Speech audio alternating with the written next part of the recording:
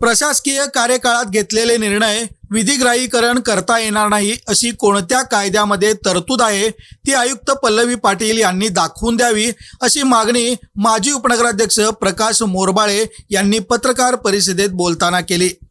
शासकीय अधिकारी हा जनतेचा उत्तरदायित्व असल्यामुळे लोकप्रतिनिधी असो किंवा जनतेला निर्णयांची अथवा विचारलेल्या प्रश्नांची माहिती द्यावीच लागेल असेही श्री मोरबाळे यांनी म्हटले आहे।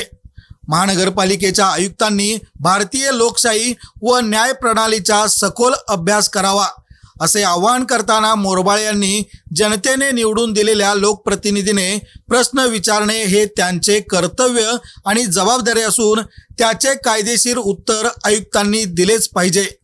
प्रशासकीय कालावधीत प्रशासनाने घेतलेले निर्णय विधिग्राहीकरण करता येत नाही अशी कोणत्या कायद्यामध्ये तरतूद आहे हे त्यांनी स्पष्ट करावे। 25 लाखापर्यंतच्या कामांना मंजुरी देण्याचा अधिकार आयुक्तांना आहेत, याची कायदेशीर प्रक्रिया पूर्ण करूनच कामाची वर्क ऑर्डर देता येते का याचे स्पष्टीकरण आयुक्तांनी द्यावे असेही मोरबाळे यांनी सांगितले। यावेळी ॲडव्होकेट रागिनी मोरबाळे उपस्थित होत्या।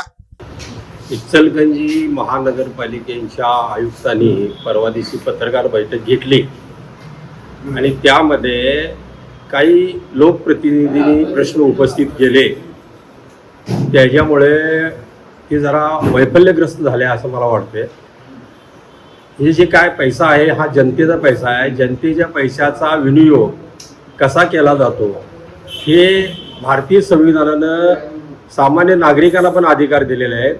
तसेच लोकप्रतिनिधी म्हणजे ज्याला जनतेने निवडून दिलेले आहेत लोकप्रतिनिधी त्यांनाही पूर्ण अधिकार दिलेले आहेत की जो काय कारभार चाललेला आहे त्यावर कारभार व्यवस्थित चालतोय का नाही किंवा त्या पैशाचा विनियोग व्यवस्थित होतोय का नाही, ह्या पद्धतीनं जर कामकाज झालं तर जनतेच्या पैशाचा अपव्यय होऊ शकतो।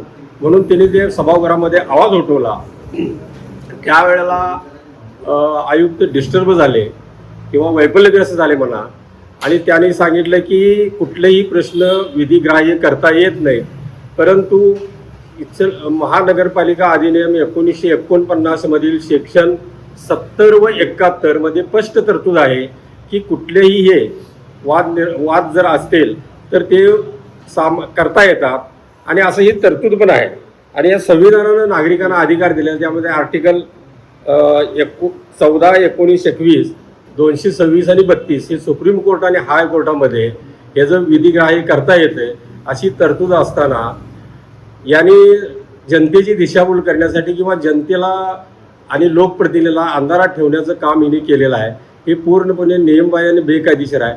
तिने असं सांगितलं की 25 लाख रुपयेपर्यंत खर्चाची मर्यादा मला आहे, ती जर मान्य असेल आणि कायद्यामध्ये जर तरतूद आहे तर ते पैसे खर्च करताना जी काय निविदा प्रक्रिया असेल किंवा टेंडर प्रक्रिया असेल, वर्क ऑर्डर देण्याची प्रक्रिया असेल, ही त्यांनी पूर्णपणे केली का, त्या कायदेशीर बाबी तपासणं फार जरुरीचं आहे।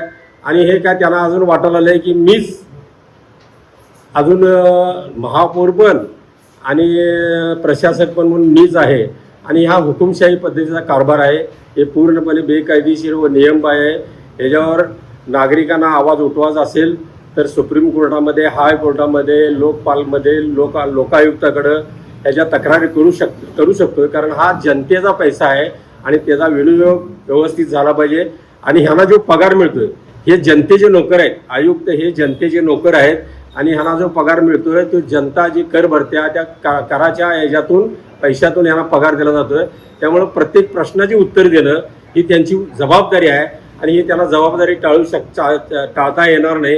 आणि लोकप्रतिनिधींनी ज्या वेळेला असे प्रसंग येतील त्या वेळेला आवाज उठवणं हे त्यांचं कर्तव्य आणि जबाबदारी आहे आणि ह्या जबाबदारी पूर्णपणे पार पाडली पाहिजे, कारण लोकप्रतिनिधी हा जनतेचा सेवकच असतो, तोही पब्लिक सर्वंटच आहे आणि त्यानं जे काय कारभार चाललेला आहे त्यावर नियंत्रण ठेवण्यासाठी त्यांची जनतेच्या वतीनं प्रश्न उपस्थित करण्यासाठी हे तिथे त्याला निवडून दिलेलं असते आणि ते त्याचं कर्तव्य पार पडत असतोय।